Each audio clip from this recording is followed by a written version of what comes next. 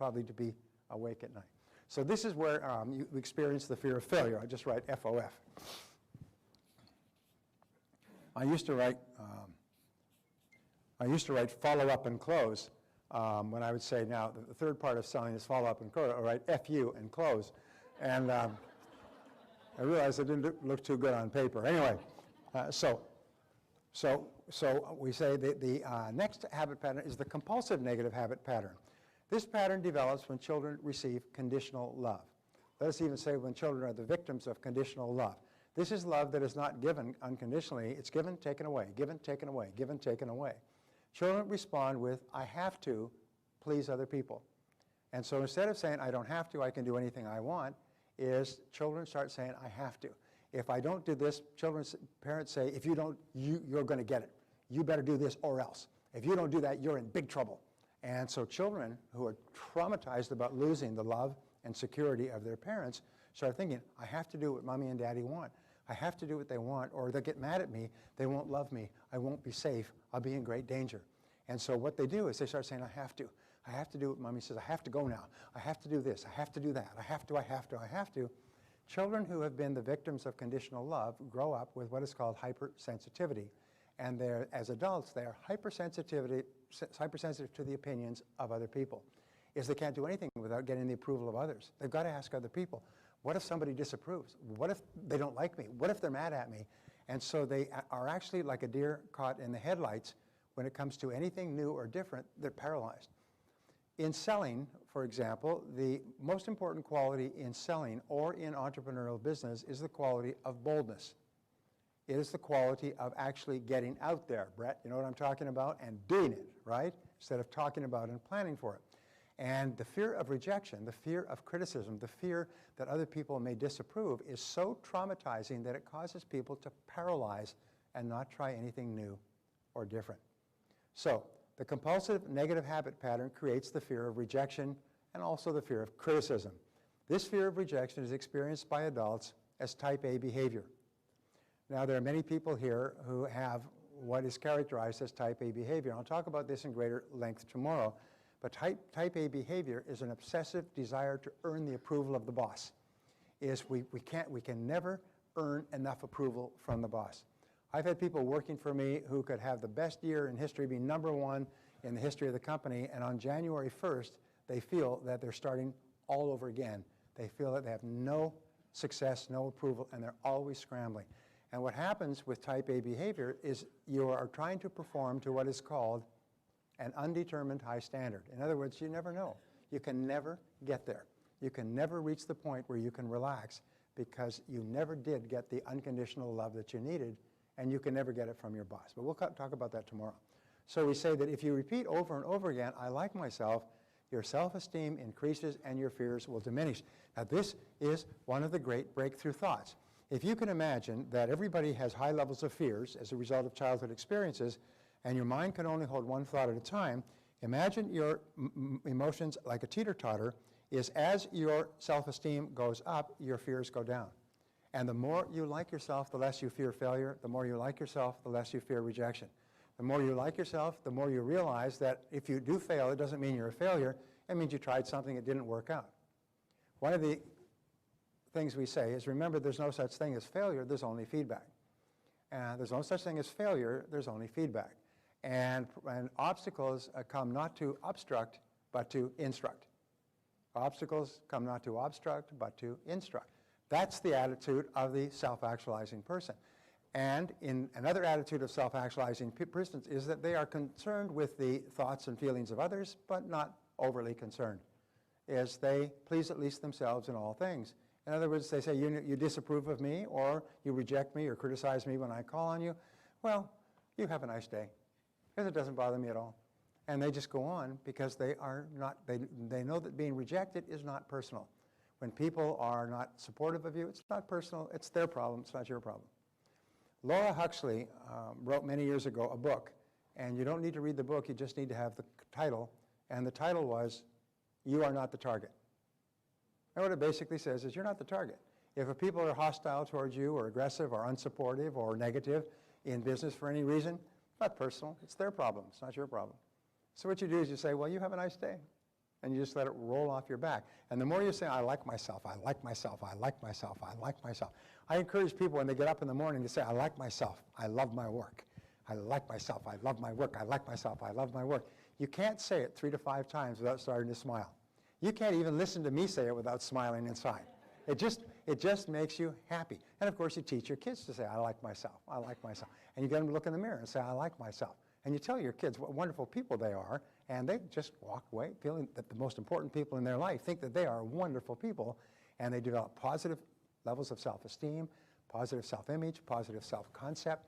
They see themselves, and they set really high standards for themselves in terms of realizing their ideal. So it's really important. So the more you say, I like myself, the less you fear. And if you say it over and over again, eventually you drive it down into your subconscious mind until it becomes locked in and permanent. Eventually you reach the point where you become absolutely fearless. You become absolutely unstoppable. And you do it by pushing down this message, I like myself, I like myself, I like myself, I love myself, I love myself. And we'll talk more about this later. Now, come to lesson number 4, all right? Before I do that, why don't we just do this one exercise? What one action are you going to take immediately as a result of what you've just learned in this session? Please write down your answer to that question on page 22. What one action are you going to take?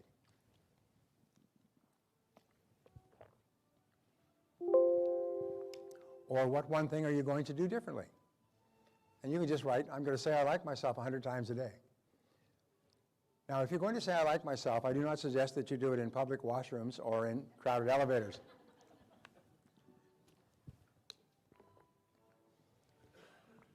But prior to every sales call, say, I like myself, I like myself, I like myself. Prior to every phone call, I like myself, I like myself, I like myself. And your confidence goes up and your fears drop.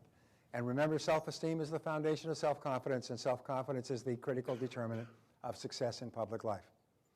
Interesting study recently, self-confidence is also the foundation of sex appeal. Did you know that? A person with high levels of self-confidence is considered to be sexy by members of the opposite sex. For some reason, they're attracted to it for whatever it happens to be. Let me give you an example. We were at the Grammy Awards a couple of months ago in Los Angeles. Incredible experience. And Mick Jagger was singing. Mick Jagger is one of the ugliest people that you can imagine. He looks like he's been beat with an ugly stick, you know, without stopping, and yet he has so much self-confidence that literally women crawl over broken glass and line up around the block to service him. I mean, it's an unbelievable thing. Yeah. No, it's an unbelievable thing because he's got so much self-confidence. It connects with some animal part of our nature. And the higher your level of self-esteem is, the more attractive you are, not only to members of the opposite sex, but the more attractive you are to other people. You know, the President of the United States, Mr. Obama, is called No Drama Obama because he seems to be so confident and completely in charge and in control of himself all the time. And people run to the voting booths and vote for him because he seems to be so confident. Why? And so we're not even going to talk about politics, but the person who has the greatest level of confidence exudes that confidence, and it affects everybody around them. Everybody wants to be working with and for and around people who have self-confidence, and the more you like yourself, the higher is your self-confidence. So let's go on to lesson 4, your subconscious powerhouse. The conscious mind has 3 specific features. And if you take your conscious mind, we say, first of all, it is objective. In other words, it's objective, it's skeptical, it's unemotional, it is rational, it counts facts and figures, and it is discriminating. It chooses between what is better, what is worse, what is higher, what is lower, what is prettier, what is not as pretty.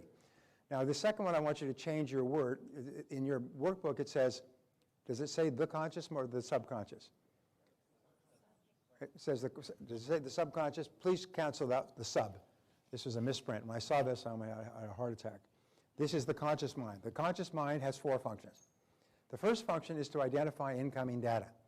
Let's say, for example, you're walking across the street and you hear the roar of an engine. And you immediately identify that it's a truck and it's driving down the street toward you. The second thing you do, you say, okay, roar of engine is moving truck. Is you compare it with previous experiences. You look at it and you say, how fast is it going? Well, it's driving 30 miles an hour and it's a block away, it's not a problem. If it's driving 60 miles an hour and it's 60 feet away, knowing how fast a truck will cross that, then it's a problem. You compare it with your other experiences with moving vehicles. Third thing you do is you analyze the current situation. Here you are in the street. Should you jump forward or jump back? And then number 4 is you decide what action to take. If the action is jump back, then you'll find that you'll do it instantaneously. So you've all had that experience where you have a situation and you immediately analyze, compare, you identify, compare, analyze, and decide, boom, and take action immediately. You have this all the time. You have it with ordering coffee and so on. So this is the function of the conscious mind. The subconscious mind actually works, and if you take a look at the graph, oh, I went past this, let me go back. All right, back to the compulsive negative habit pattern. The compulsive negative habit pattern, the feeling of I have to, is manifested all along the back. First of all, it's manifested in stiffness in the back. Almost all of chiropractic is aimed at adjusting your back because it's stiff and sore. The muscles become so tight because you feel under the gun, you're behind on an assignment, you're behind on a report, you've got to get something done, I have to, this pressure to perform, and the muscles start pulling, actually pulling the spine. Their muscles become so tight, they'll pull the spine out of alignment, and you'll have to go back to the chiropractor. But if the pressure is still there, you'll have to keep going back to the chiropractor. As soon as you complete the task, all the pressure goes, and the pain disappears. And so you'll feel it in the lower back, you feel it in the neck. I've got a stiff neck.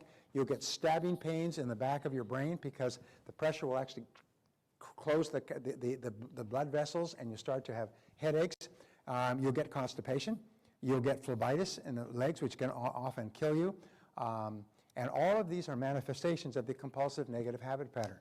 One of the things which we'll teach later, which I'll mention now, is that you can often relieve most of these problems by completing a major task. Procrastination causes you to feel this pressure of I have to, but I'm not doing it. And the worst of all is I have to, but I can't. I can't, but I have to. I have to, but I can't. And this is the source of most psychosomatic illnesses in America, this one or both in combination, is you've got this pressure to perform or this fear of failure, and you're stuck between the two. I have to, but I can't. I have to, but I can't. So that's a very important thing for you to know. And as soon as you start working towards your goal, by the way, as soon as you take the first step towards your goal, the fear of failure disappears. As soon as you complete a major task, the fear of rejection disappears. At least the psychosomatic strains involved disappear. Which brings us to the relationship between the conscious and the subconscious mind. The conscious mind is very small. Let's say this is it's like a golf ball on top of a basketball. The conscious mind works with tremendous speed. The subconscious mind, according to Ouspensky, works about 30,000 times faster. The subconscious mind works instantaneously. The conscious mind deliberates and reflects and reads and thinks and takes notes and analyzes and so on. The subconscious mind works instantaneously. One of the examples they used is that if you were to take a glass of whiskey, all right, and you were to take it to a chemical lab, and you were to break it down and to steam it and break it apart and analyze it in a microscope, that could take you 8 hours. If you took a shot of whiskey, you would feel the effect of that whiskey almost instantaneously. In terms of the 8 hours in the lab, it would be 1 second in the subconscious to completely analyze that whiskey. Sometimes you'll meet a person, by the way, and you'll have an instant feeling about them, spontaneous resonance, that sympathetic resonance, and it'll be based on your entire lifetime of experience, will instantaneously give you a feeling or impression about that other person. Your subconscious mind works 30,000 times faster than the conscious mind. That's why it works beyond thought. When you have a subconscious impulse, it'll come so instantaneous it's almost impossible to stop it, at least initially. We'll talk about this as we go. So this is the subconscious mind. Your subconscious mind is like a massive data bank. It stores and retrieves data. It contains every single piece of information that you've ever taken in your entire life. It stores it away, and it stores it away neatly. And that's why sometimes you can recall something that you read 5 or 10 years ago. It'll just pop into your mind. Sometimes it'll be a factoid. Now, the recall is perfect. The memory is poor.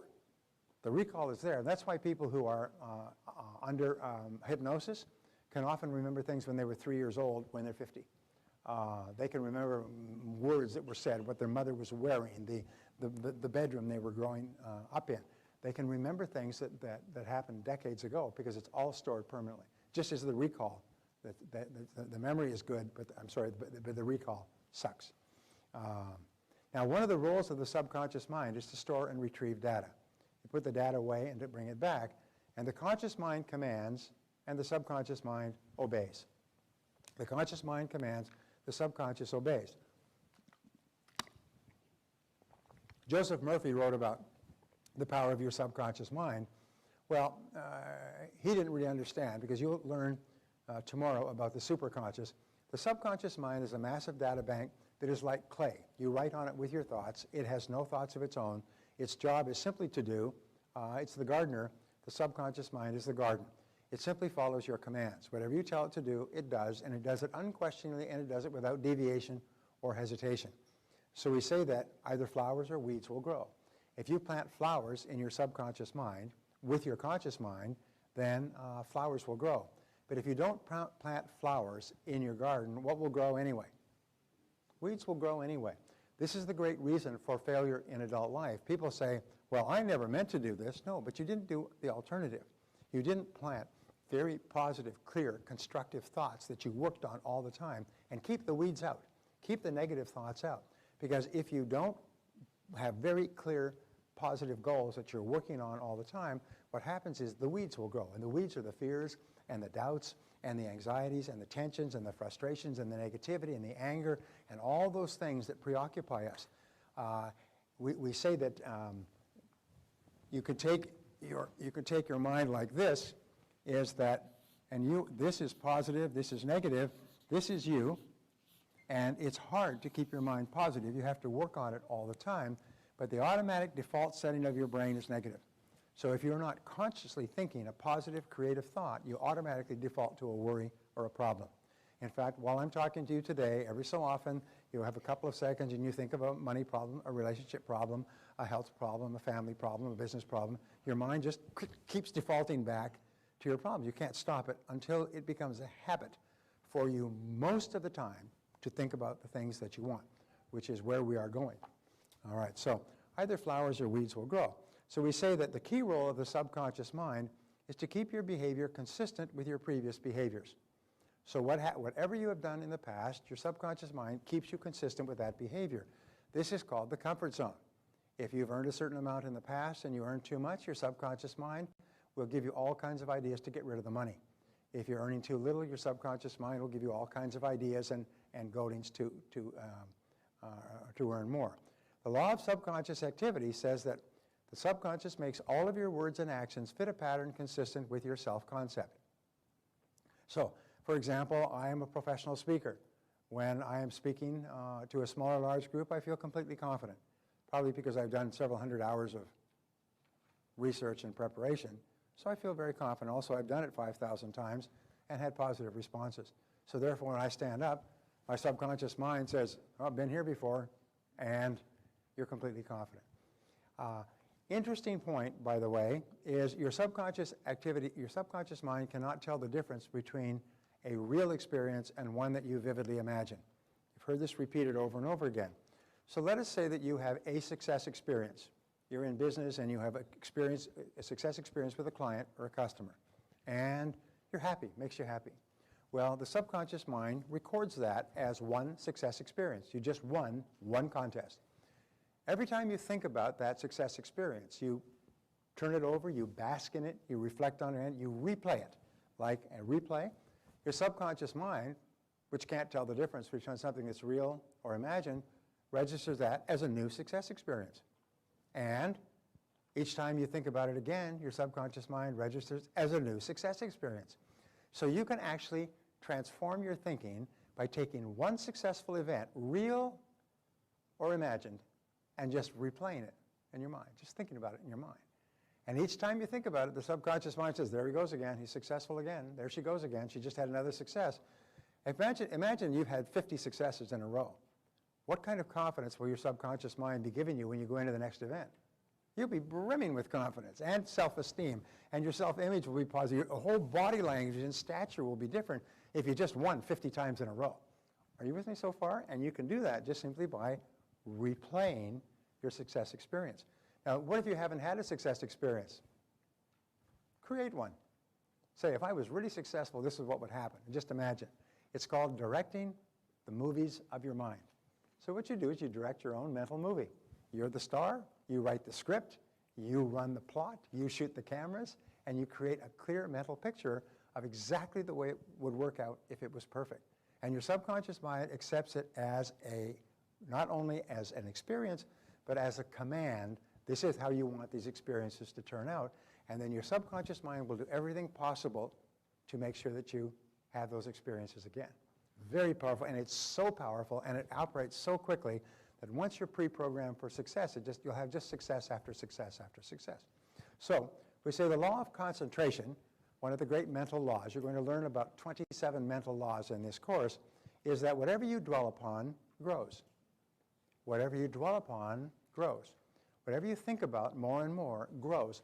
And the reason this happens is, if you can imagine a computer, okay, you just take this, and let's say this is your computer, and this is all of your operating space on your disk, and here's your goal, and you think about it, and your computer gives you a certain amount of operating space, but you think about it more, and your computer assigns more and more of its capacity, your subconscious computer, to this goal.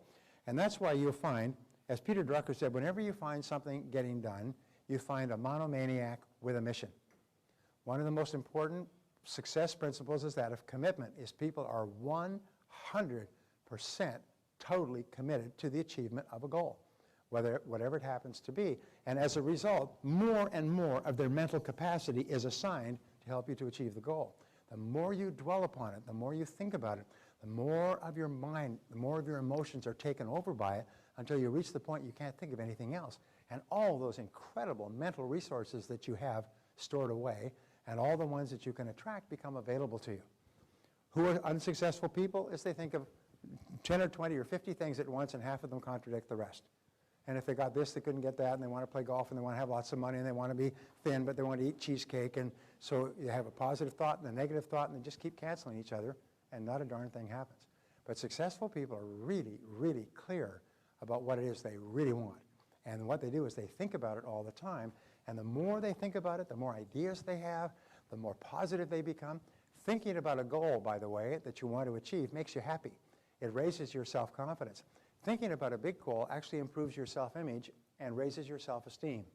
Because when you're thinking about a big goal, you like yourself more. And when you're thinking about a big goal, you think, I'm the kind of person who has big goals. Here's a little exercise, and I've given this many times, and it's just kind of revolutionary. I say to people, decide today to be in the top 10% in your field, in terms of being absolutely excellent at what you do, and also in terms of being one of the top 10% of money earners in your field. Make a decision today, and write it down, and set it as a goal, and make a plan, and just work on it until you get there. Realize that everybody's in the top 10%, started in the bottom 10%, and nobody's smarter than you, and nobody's better than you, so you can be in the top 10% as well if you decide to be, and if you just keep working at it until you achieve it. Well, people think about that, and they think, that's a neat idea. If I was in the top 10%, boy, that'd sure solve a lot of my problems. I'd make more money, I'd move up faster in my career, I'd be more respected and esteemed, I'd have greater pride and self-confidence. Wow, that's a great goal. And before you even move from the table, you already like yourself more. Your self-image is better. You're a different person because you have decided, I'm going to be in the top 10%. Even though you have not raised a finger to be in the top 10%, you've decided that you're going to be. That's why making a decision to do or be something different has an extraordinary effect on your life. Making a decision to get in or get out, to do it or not do it, has a tremendous effect on your life, because now suddenly all of your best mental resources go to work for you. So whatever you dwell upon grows. Now the law of substitution, and this is one of the great laws, says that you can replace one thought with another. Remember we said you could only think one thought at a time, in this case positive or negative. If you're thinking a negative thought, just like a bump car, you can bump it out and replace it with a positive thought. And if you keep replacing it with a positive thought, pretty soon the positive thought just stays. It takes root. And pretty soon, by dwelling on a positive thought, you're thinking about a positive thing, something that makes you happy all the time. You wake up in the morning, you think about your goal. You wake up in the morning, you think about what you want and how to get it. And you stop thinking negative thoughts. If you have a negative thought during the day, switch and say, wait a minute, think about something that you like. Now, the two great motivations are fear versus desire. As you dwell on your desires, your fears diminish. When you think about what you want, you think about how to get it, you think about the things you could do, and you think about what a difference it would make in your life, then what happens is your fears begin to diminish, and you like yourself more, and you feel more confident. So those are powerful laws. So what is the key to unlocking your mental powers? Begin by taking purposeful, systematic control over the content of your conscious mind. Think and talk about only the things you want. Repeat over and over to yourself, I like myself. I like myself. I like myself. I have to tell you a quick story, and then we'll take another 5-minute break. We're getting right back on track here. I was in Atlanta, and this gentleman came up to me, and he was about 35, 36, I would guess. Nice guy, fit, obviously working out, healthy, probably used Shalene's programs on a regular basis. And he came up to me, and it was at the break, and he was very emotional. And he said, Mr. Tracy, I said, I just got to thank you. You know, you changed my life. I said, I want to thank you. And he was kind of having trouble getting out. But this is a stand-up guy. I mean, he's a really, you could see, he's a very strong, very confident guy. But he was choking up a bit. And I said, I just put my arm around him. I said, tell me what happened. He said, well, about 12 years ago, he said, you were speaking here. And I was just starting off. I was in my early 20s. I didn't have any money. And I was driving an old car. And I wasn't doing well at sales. And I came to your seminar.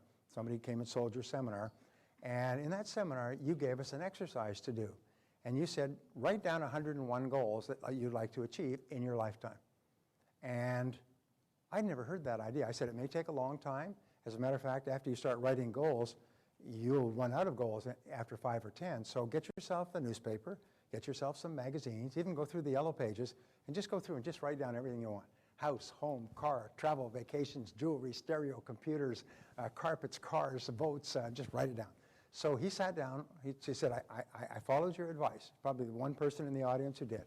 Went home that night and he got a spiral notebook and he began writing down goals until he had 101 goals.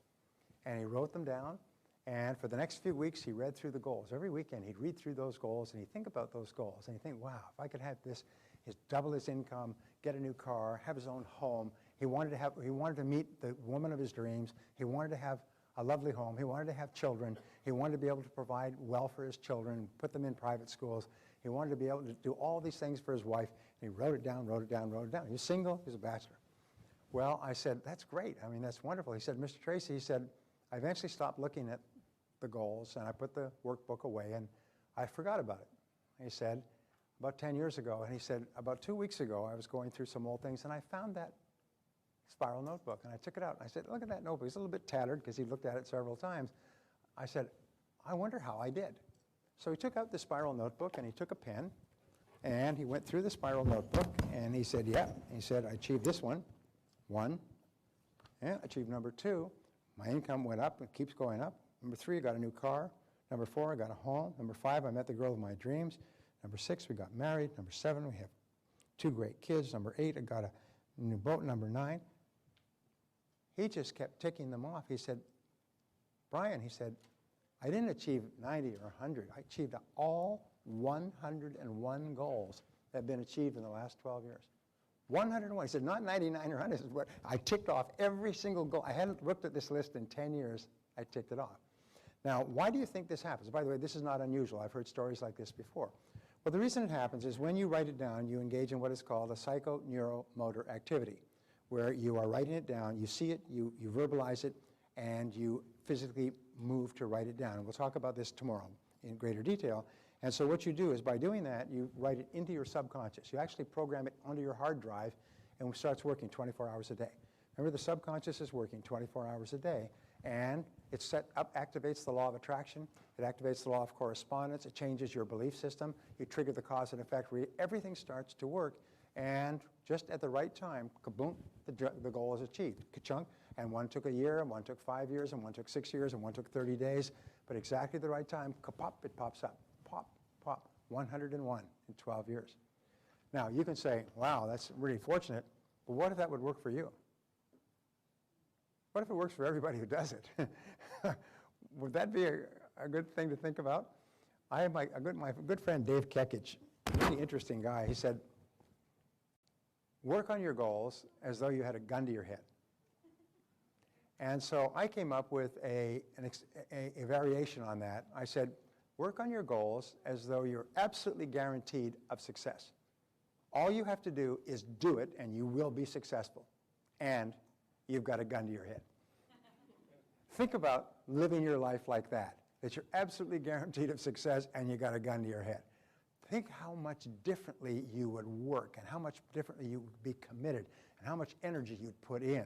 I mean, you wouldn't slack off and watch TV and read the paper if you were guaranteed. And I'm not talking about somebody else's goals. I'm talking about the things that you want to improve the quality of your life, and you're absolutely guaranteed. So we'll talk about that. But that's why how the subconscious works is what it does is it brings about everything that you want. Okay, let's take 5 minutes and stand up and stretch and come back. And we're getting right back on time.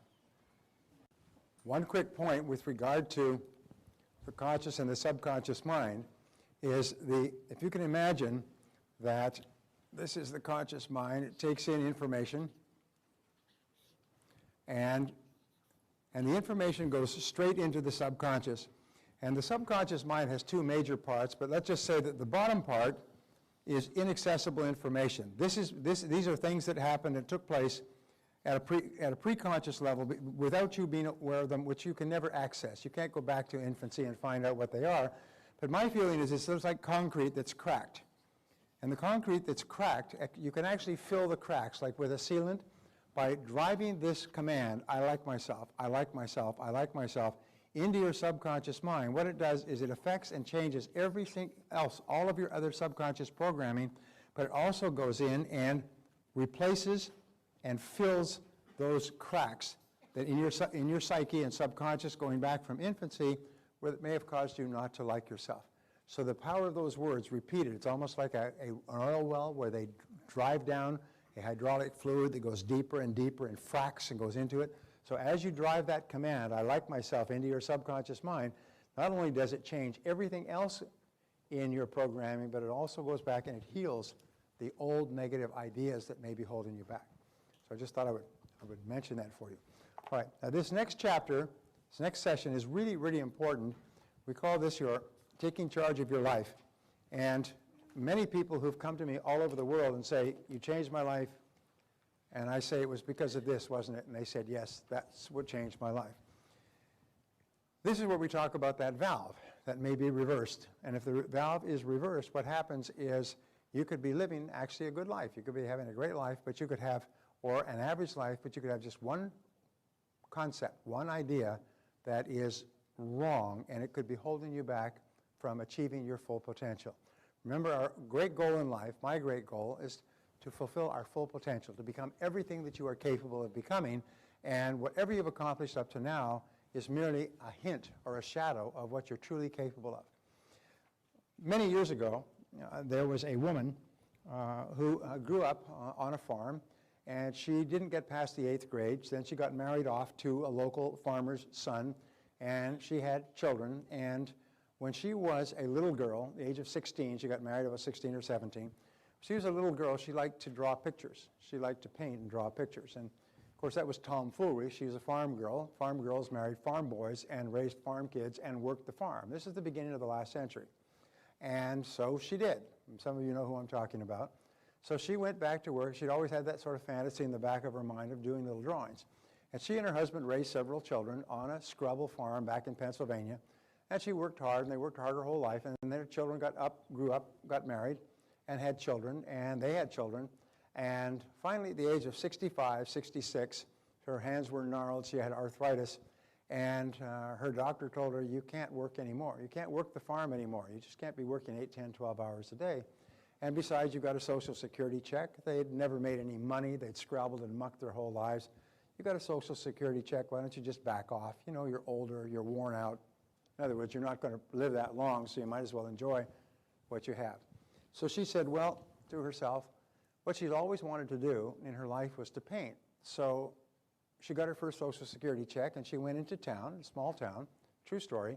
She went to an art store, and she told the person that she wanted to paint. And he was very sympathetic to her, little old grandmother, farm woman. And he said, sure. He said, well, let me help you, and I'll get you some basic paints and some basic easels and things like that. So he got her set up, and she took this stuff back and set up her little easel behind the barn, and she began painting little pictures of the farm. These became known as primitive rural American landscapes. It's a whole new category of painting that was pioneered by Grandma Moses. She started painting in her late 60s and early 70s. When she was 99, they had a showing in New York at one of the great galleries of a set of original paintings from Grandma Moses. Her paintings at that time were selling for $350,000 a piece, and they were being snapped up as fast as she could paint them, 1 or 2 per week. Now here's the interesting thing, is that she had within her natural ability. She was never trained as a painter. She had a natural ability to put the landscapes on the canvas. And when she began painting, she earned more for one painting than she and her husband had earned in a lifetime of working that Scrabble farm. One painting. And they said that if she had started painting at the age of 16 with her natural ability to paint, she would be in the same category of Michelangelo and Bottolini and some of the great, and Rembrandt and some of the great painters of the world. But at the very least, she would have been worth millions and millions of dollars, been one of the wealthiest painters in the world because she had this natural ability. So why am I telling you that story? Well, it's the same story about the goat farmer who was on welfare. Sometimes deep within yourself, you have the ability to do something quite extraordinary. Emmett Fox called this your heart's desire. And he said, your heart's desire calls to you. But what stops us is mental blocks, almost like gates or grates that block us from going after our heart's desire. And so let's see if we can just get rid of those blocks so that, there's nothing in front of you. It's like a football player that catches a fumble and there's no players in front of them. It's a goal to go. And they just runs in an open field. So, taking charge of your life. One of the most important decisions you ever make is to move from child to adult. We're conditioned from infancy to see ourselves as children. With children, there's other people in charge of our life. They make our decisions for us. They tell us what to eat and when to eat. They tell us when to go and when to come.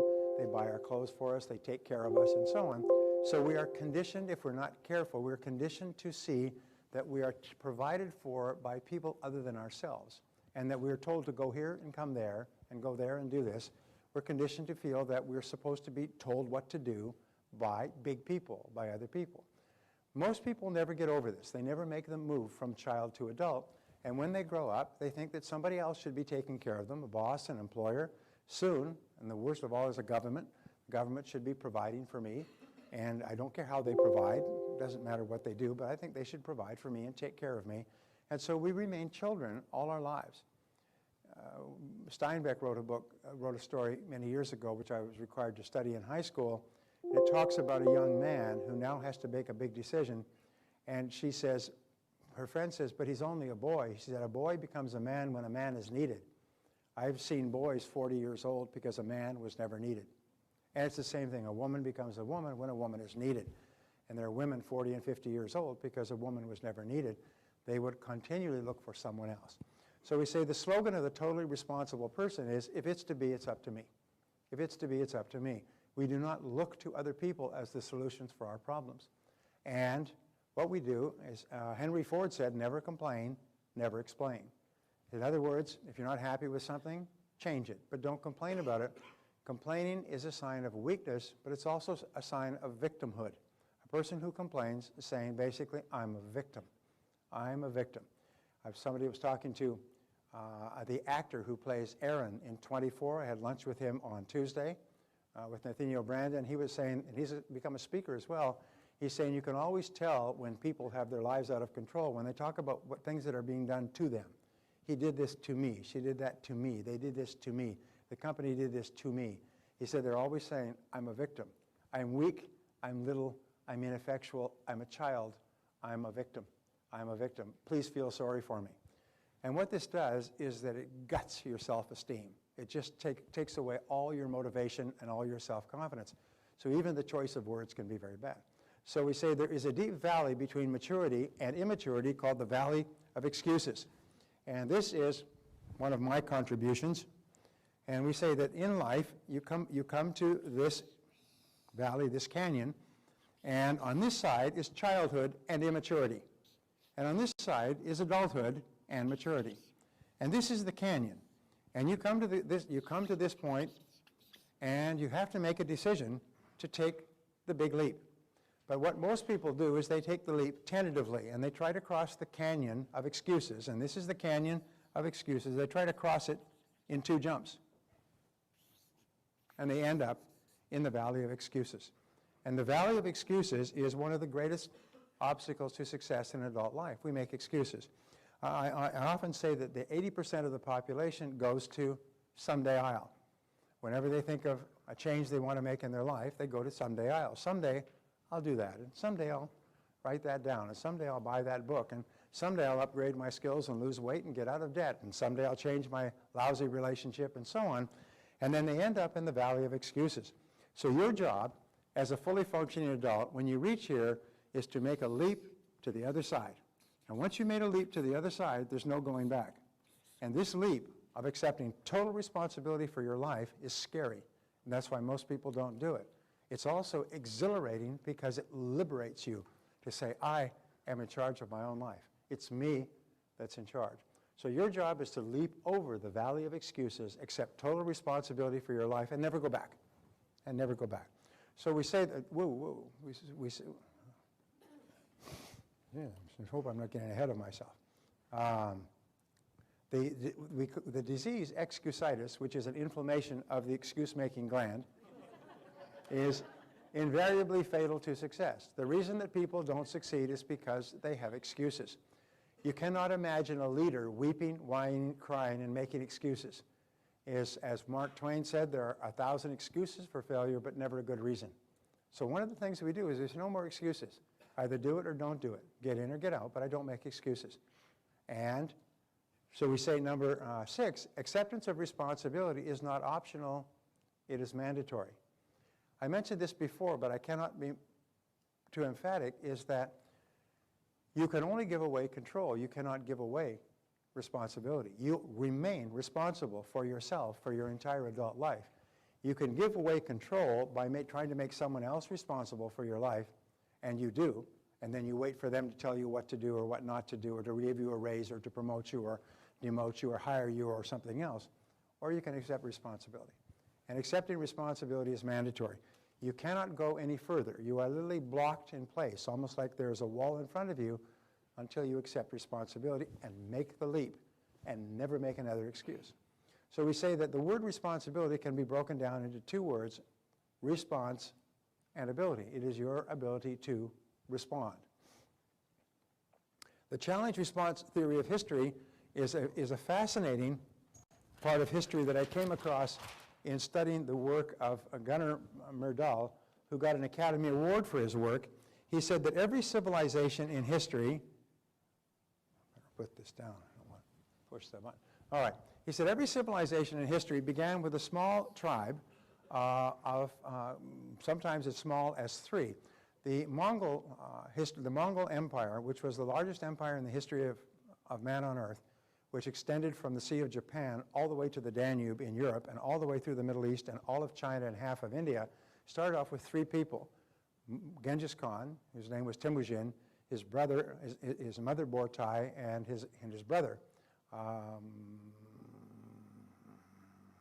Doesn't escape me. Anyway, there are 3 of them. The tribe had been wiped out. They ran into the Gobi Desert and hid. And what Temujin did was he sought out the tribe of his, and so what happens is every single tribe that became an empire started off with a major challenge to which they had to respond effectively. Well, this was a major challenge. The tribe was wiped out. So he responded by joining his uncle's tribe and becoming a valued member of his uncle's tribe. And if you respond effectively, the empire would grow. If then that tribe was attacked by other tribes, if they responded effectively and won, then the empire would grow again. As it grew, it would keep bumping up against other tribes and other kingdoms, and there would be conflict. And if they reorganized and responded effectively, they would grow again. And this would continue, and it would continue until they no longer were able to or had the will to respond. All of the last 26 civilizations in history, 25 collapsed from within. The 26th great civilization is the American civilization. And they all collapsed from within because they became weak. They collapsed like Rome collapsed on bread and circuses, welfare for the masses, buying them off with massive taxation on the ones that were productive, until finally they gutted themselves from within, and the barbarians came from outside and just took over the city, and the Roman Empire disappeared. Well, in our life, every time we respond effectively to a challenge, we grow and become stronger. And we become more tenacious, and we become more confident, and we become more powerful. So the only thing that we can be sure of is challenges. Your life will be one series of challenges after another. They will never stop. They will come like the waves from the ocean, problem after problem after problem. The only question is, can we respond effectively? And if you do, you continue to grow. As soon as we stop responding effectively to the challenges of outside life, what happens is we begin to implode. So whenever you have a challenge, remember, you just say, well, here we go again. This is what I do. I respond effectively to challenges. And the wonderful thing is, and I learned this in the metaphysics, make the decision that no matter what happens, you will respond effectively. And pre-program yourself, so no matter what happens, I respond effectively. No matter what problem I have in life, I take charge of it, I accept responsibility, and I respond effectively. If you make that decision in advance, then when the problem occurs, it's almost like they push the automatic button, you're already set, and you respond effectively. You don't even have to think, what should I do in this situation? You just respond in an effective way. You don't get upset or angry or weep or cry or lash out at other people. What you do is you say, it's a problem, so we respond effectively. What do we do from here? Very, very important. This attitude is the attitude of the leader. So civilizations grow and decline to the degree to which they meet challenges and respond effectively, just as individuals grow or decline to the degree to which they meet challenges effectively. So there are three areas of life where responsibility is essential. First of all is the political area. The more you vote for politicians to do things for you, the more you give politicians control. And unfortunately, every civilization in history has elected politicians who promise to rob from Peter to give the money to Paul. And as they say, when someone promises to rob Peter and pay Paul, they will always have the support of Paul. Okay? And basically, this is modern politics in the Western world today. Japan has almost collapsed on this. Most of the other Western countries are in a state of bankruptcy or collapse because the politicians are too weak not to give people what they want, which is free money. So whenever you vote for somebody who promises to give free money to other groups, remember, they're going to get it from you. And what happens is the less money you have, the less power you have over your own life. The second area has to do with the economic world. The economic world is where you become an economic adult. As an economic adult, you take charge of your own career. You make your own career decisions. You don't hope that somebody else will give you a job and a place to sit and tell you what to do and what not to do. You see yourself as self-employed. You see yourself as in charge of your own personal career. I write on this on a regular basis. I do books and articles on it because there's so many people going through unemployment. And what they do is they go hat in hand and they say, please hire me. Please give me a place out of the cold. Please give me money for something, please. And instead of taking charge of their lives, they look upon someone out there who's supposed to be responsible for them. And this just makes you a child. And you switch the childhood focus from your parents to your boss, and your boss becomes your new parent. And the third area is health and wellness. As many of us do not take good care of our bodies, we expect the doctor to take care of us once we become sick. If there were no doctors, or if you were in a place where doctors were very hard to come by, you'd probably take much better care of your health. But responsibility, taking charge of your life, is very important because there's a direct link between responsibility and self-esteem. Is the more responsibility you accept, the more you like yourself and the more powerful you feel. The more you blame your problems on other people, the weaker you feel and the less you like yourself. The two go down in tandem. High responsibility, high self-esteem. Low responsibility, low self-esteem. Low self-confidence, low potential for realizing all that's possible for you. So we say the important key is this. You are always free to choose the quality of your emotional life. You're always free to choose the quality of your emotional life, your physical life, and your financial life. Now, this is quite a remarkable thing, it's your choice. Barbara and I realized this many years ago. Our daughter, Christina, confronted us and said, she was under 13, 14, attractive, blonde, beautiful girl.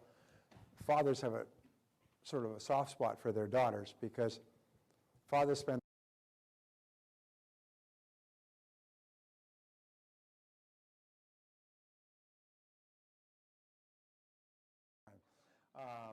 and so we know that boys are no damn good.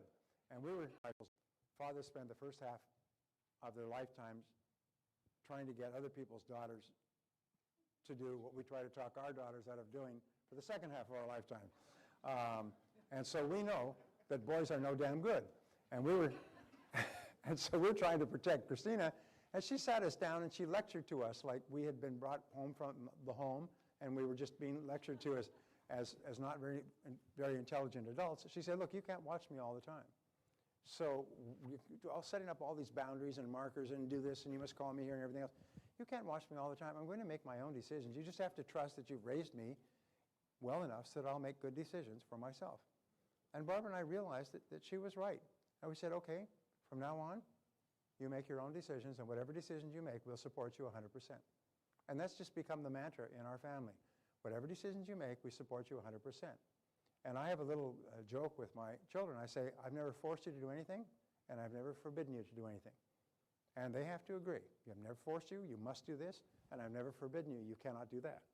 Unless, of course, they want to spend enormous amounts of my money, in which case we just have to have a longer conversation. But I've always encouraged them to make their own decisions. And I've not always agreed with their decisions, but I always back them 100%. And most of the decisions that they've made have turned out to be very good decisions. It's amazing how good their decisions are when they are responsible for making their own decisions. And wouldn't you agree with that? Would you agree? Okay. My son is here, and he told me not to call him out, so I won't mention. So I won't mention that he's here. I won't mention that my son is here. He could be sitting right next to you. You never know which one he is in this room. All right, so you're always free to choose the quality. You're always free to make your own decisions, and that's important. You mean I can make my own decisions? Yes, you can make your own decisions. When I was growing up, I was always told, do this, do that, do this, do that, and I hated it. And so in my family, everybody's encouraged to make their own decisions, and my deal is whatever decision you make, I back you 100%. And there's nothing more wonderful, I think, than for people to know that the important people in their lives back them 100%. Does that mean that you always make good decisions? No, but you always know that you're backed 100%. And you know that if it's your decision, it doesn't work out, they'll change that decision very fast. They will reverse themselves very quickly if it's their decision. So here's eliminating negative emotions. Now this graph, I've actually managed to get it mounted in PowerPoint so I don't have to write it out. Negative emotions, we say that this is responsible and this is irresponsible. And everybody is on a graph somewhere in between these two. You're either irresponsible is you see everybody else is responsible for your life, or you're totally responsible. The top 10% of people are totally responsible. These are leaders. And you can be a leader without followers. You can be a leader without a staff. A leader is a person who behaves like a leader, and a leader is someone who takes total responsibility. Now, the more responsibility you accept, the more control you feel you have over your life. Not only physical and financial control, but emotional control. You feel you are in charge, and the more control you have, the more freedom you have. If you were to ask people why they want to start their own business, why they want a lot of money, if you ask them over and over again, the final question they will always give you is to be free. We all want to be free. We love freedom. No human being has ever said, I have too much freedom, please take some away from me. There are politicians who believe that members of the voting public have too much freedom, and they believe that they have been elected to take that freedom away by taxes and regulation. But there's never a person who says, I have too much freedom, please tax away my income, please regulate me and constrain my behavior so that I do things that you think are good for me. When you put it like that, nobody would ever say that. And yet, this is one of the great dilemmas of the day. So the more responsibility you accept, the more control you have, the greater freedom you have. And the greater freedom you have, the more positive emotions you have. So there's a direct one-to-one link between responsibility and control, freedom, and positive emotions. At the bottom end of the spectrum, irresponsibility leads to a lack of control, feeling out of control, a lack of freedom, you feel controlled by other people, and negative emotions. Now, I spent 4,000 hours and several years of my young life studying the concept of negative emotions. This is some of the most important work that has ever been done based on people all over the world, because the only thing that stands between you and a fabulous life are negative emotions, fear and negative emotions. If you have no negative emotions, since nature abhors a vacuum, what will your mind be filled with? If you have no negative emotions, the mind does not remain empty. What does it fill with? It fills with positive emotions of love and happiness and joy and exhilaration. So the great business of life is to eliminate negative emotions. And eliminating negative emotions is the key to unlocking the power of your subconscious and superconscious minds. So how do we do that? Well, I figured out how. And it works like a dam. So we say here, the negative emotion tree. Now this is my creation. The negative emotion tree is something that I designed. And in the negative emotion tree, what you have, let's say this is the negative emotion tree that you have here, and then you have the trunk, and then you have the root system. And here's the ground, all right? Now in the negative emotion tree grow the fruits of the negative emotion tree, which are anger and fear and doubt, and then there is jealousy, the green-eyed monster. Then there's envy. Do you know that envy is the primary motivating force of most modern politics? Is those who have less envy those who have more, and vote for people who promise to take it away from them. And then her twin sister, resentment. Oh, envy and resentment go around together, arm in arm. And then there's self-doubt, and there's all kinds of fears, and there's about 54 negative emotions. And these are sort of like trees. These are like fruits in the trees. So how do you get rid of the negative emotions? Well, we say the first thing you do is you starve the roots. You starve the root system, because if you starve the root system, the tree will shrivel up and die. So there are two essential factors that keep negative emotions, that create them and keep them alive. The first is justification. And justification is where you feel that you are justified in your negative emotion. As a matter of fact, justification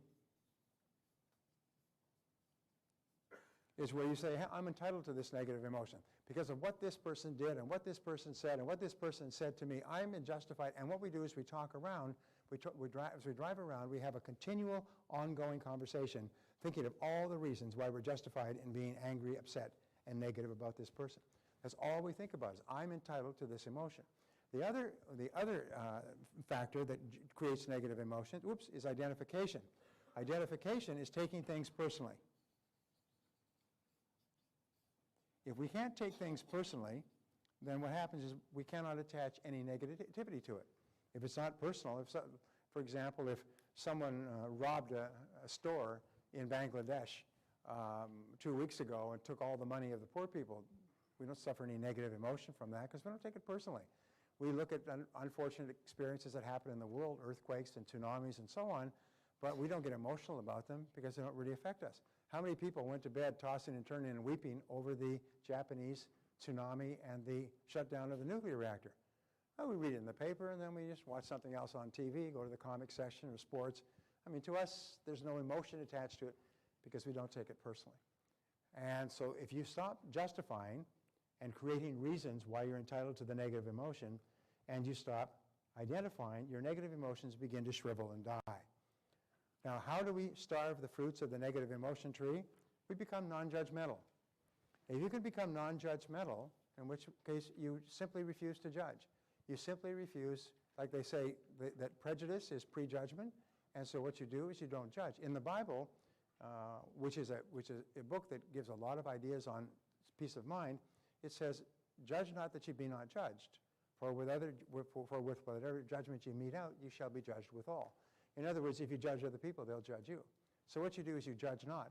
And if you don't take a side or an opinion, you have no emotion attached to it. It disconnects the emotion completely.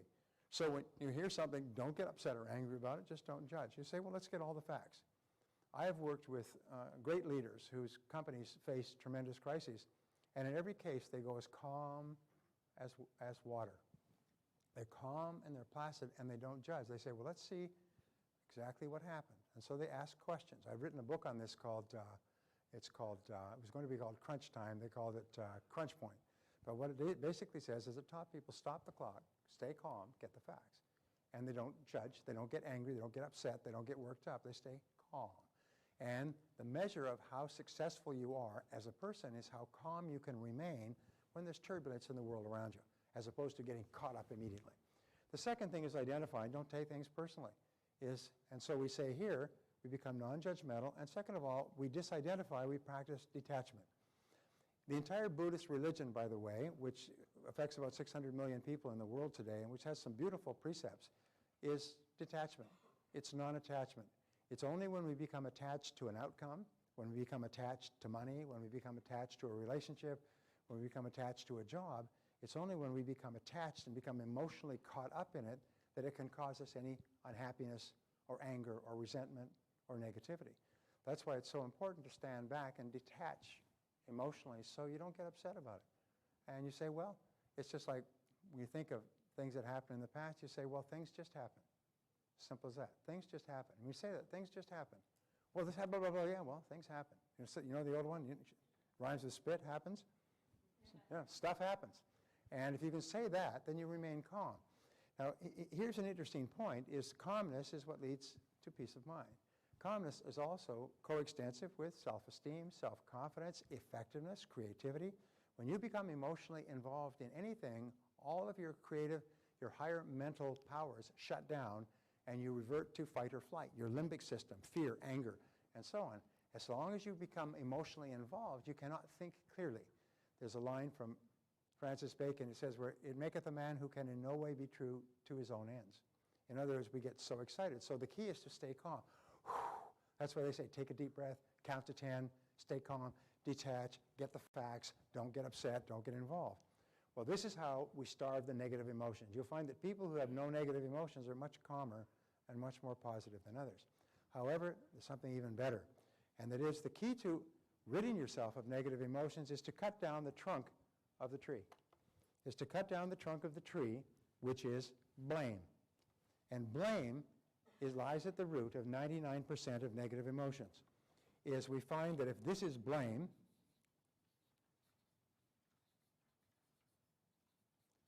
we cut down the tree. And it's almost as if these negative emotions were lights in a Christmas tree, and the Christmas tree is plugged into the wall. Is if you unplug a Christmas tree light from the wall, what happens to all the lights simultaneously? They all go out. And when you stop blaming, all your negative emotions stop. And for as long as you're not blaming, your negative emotions stop. You have no negative emotions. And at that moment, your mind starts to fill with positive emotions. So how do we stop blaming? Well, this is so simple and so powerful that is literally, for me, it's life-changing. I still have to use it every day, because is your life full of difficult people and reversals and unexpected setbacks? Of course it is. So the only question is not what happens. You can't change that. You can change how you respond, your response ability. So nothing and no one makes you angry. There is no anger or negativity in a situation by itself. It has no emotion attached to it any more than a rock does.